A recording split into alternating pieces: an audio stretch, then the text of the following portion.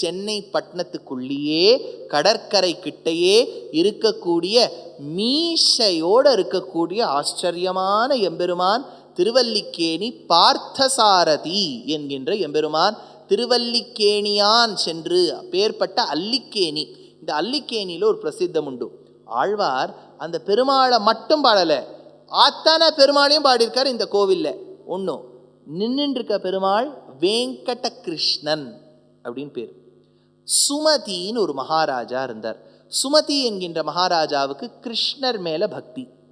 அதே சமயத்தில் திருப்பதி பெருமாள் கிட்ட போய் பிரார்த்தனை பண்ணார், உம்மேலையும் எனக்கு ஆழுங்கால் ஆசை, ரெண்டு பேரும் கலந்து வரமாட்டேளா, வெங்கடேஸ்வரனும் கண்ணனும் ஒன்றா வரமாட்டேளா, இதோ வரேன், நீ போய் கைரவணி புஷ்கரணி கடையில் போய் பிரார்த்தனை பண்ணுற. கைரவணி புஷ்கரணி கரையில் போய் பிரார்த்தனை பண்ணா பெருமாள் வேங்கட கிருஷ்ணனா வந்தார். மூலவர் உற்சவருக்கு பார்த்தசாரதின்னு பேர்.